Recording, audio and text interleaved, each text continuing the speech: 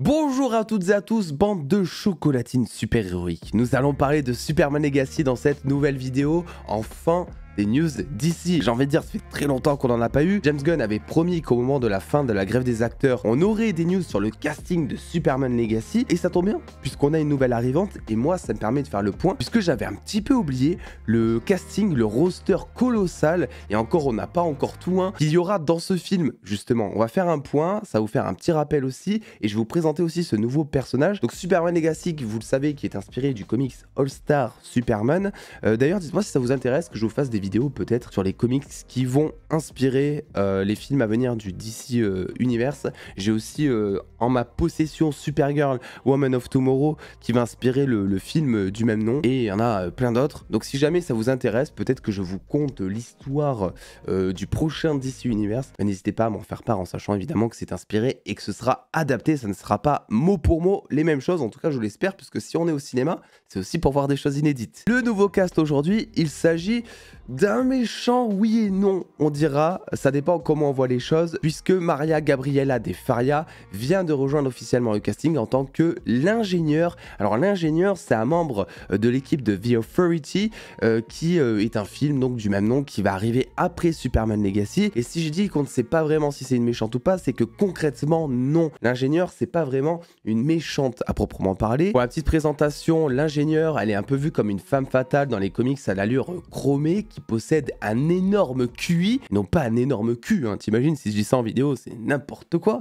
Elle est née à Brooklyn, donc pour le côté terre à terre, c'est trop bien, et elle donne son intelligence en quelque sorte à la science, tout particulièrement dans la nanotechnologie et la fusion des corps. Peu à peu, elle va se transformer en super cyborg en s'injectant une transfusion de nanotechnologie, et donc du coup, elle peut communiquer avec toutes les machines, les faire apparaître, elle peut voler, elle peut même se dédoubler. Bref, elle est ultra puissante, elle est ultra charismatique. Ce qui est intéressant dans ce que je connais du personnage, c'est qu'en fait, derrière cette carapace de titane se cache en fait une femme très attachante avec un grand cœur, et c'est cette nuance là qui est ultra intéressante selon moi. Alors du coup, comme je vous l'ai dit, elle est pas vraiment méchante dans les comics, c'est juste qu'elle fait partie de la bande de The Authority, et le problème c'est que cette bande là, ils sont considérés un petit peu comme des anti-héros.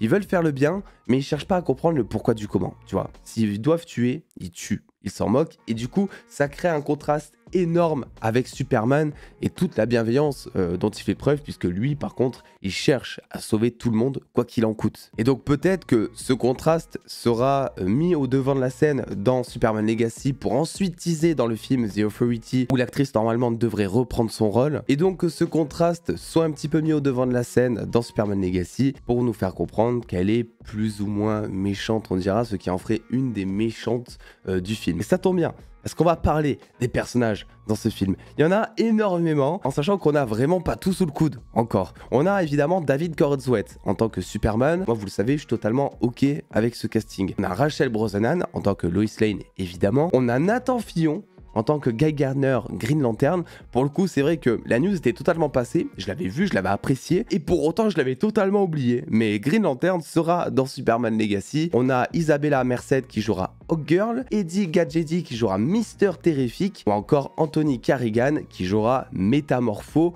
Donc autant vous dire que ça, c'est sans compter toutes les rumeurs autour de Jimmy Olsen, autour de Lex Luthor, autour de Brainiac. Donc il va y avoir énormément de personnages. De là se poser aussi beaucoup de questions. Vous le savez, je suis une des personnes qui pense que le film Justice League dans le DCEU est arrivé beaucoup trop tôt. On l'a tous senti, ils n'avaient pas totalement introduit tous les personnages. Il y en a certains comme Flash qui sont arrivés de suite avec le film Justice League. Et du coup, bon, ils ont fait ça pour concurrencer un petit peu l'univers Marvel, ses Avengers. Mais tu sentais que c'était précipité, tu sentais que les personnages n'étaient pas développés, ils n'avaient pas assez de temps, et du coup c'était un petit peu bancal. Et pour être honnête, même si j'adore le Snyder Cut, même si le Snyder Cut était arrivé au moment où Justice League est sorti, ça aurait été plus ou moins la même chose, tu vois. Il aurait fallu un film Aquaman, un film Flash, un film Wonder Woman, un film Superman, avant que l'on ait ce film Justice League, pour bien développer un petit peu tout ça, en fait, comme ils ont fait Marvel avec un film Captain, Thor, Iron Man, etc. C'est vrai qu'on peut être tenté de se dire la même chose, dans le sens où d'un coup, on a plein de héros, et en plus des héros que beaucoup ne connaissent pas. Je veux dire, Métamorpho, tu vois.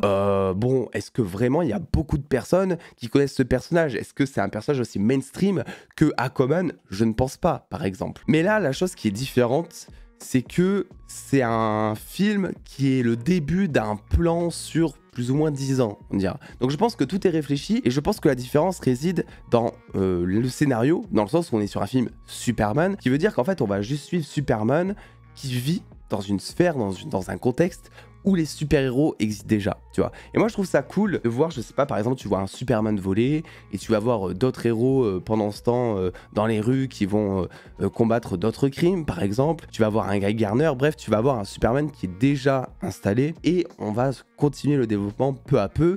On sait qu'il y a une série Lanterns qui est prévue. Moi, je pense qu'il y a un film sur les Terrifiques, donc une autre bande de super-héros qui va ensuite voir le jour, puisqu'on a dans Superman Legacy, Mister Terrific et Métamorpho qui font partie de cette équipe des Terrifiques. Et on sait aussi que James Gunn apprécie tout particulièrement le personnage de Plastic Man qui fait aussi partie des Terrifiques. Donc je pense que tout va se construire un petit peu après, mais que là, dans l'immédiat, le but est de montrer un métropolis, un monde où les super-héros existent déjà. Et je trouve ça super cool pour le coup, parce que moi, ça me rappelle un petit peu les films d'animation et aussi les séries d'animation où je trouve on avait vraiment cette impression que voilà, quand il y a une menace qui arrive, on sait qu'il va y avoir plusieurs héros qui vont intervenir. Tu vois, c'est un petit peu comme Invincible. Je suis en train de revoir la saison 1 d'Invincible, vous avez la critique qui est déjà dispo sur la chaîne, mais voilà, je me remets dedans pour suivre à fond la saison 2 et vous aurez une critique d'Invincible en fin de saison 2. Ça, évidemment, parce que j'adore cette série. Mais Invincible, c'est pareil.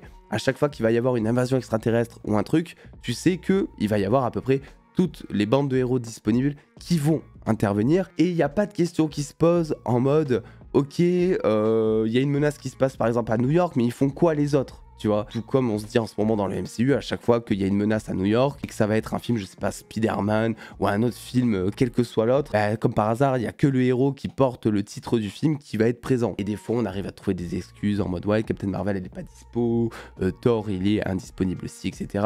Ça, c'est assez rare, mais néanmoins, t'as du mal à penser que quand il y a une menace de destruction imminente sur une ville ou sur le monde, qu'il n'y ait qu'un seul héros qui soit dispo, quoi. Ça fout un peu en l'air l'enjeu d'une équipe des Avengers, voilà, sur qui normalement tu dois compter à chaque fois qu'il y a une menace, tu peux passer un coup de fil, hop, ils interviennent. Là, c'est plus le cas depuis un moment dans le MCU. Peut-être qu'avec DC, c'est quelque chose qu'on ressentira pas du tout. Donc voilà, je suis très content de vous parler un tout petit peu de DC pour aujourd'hui.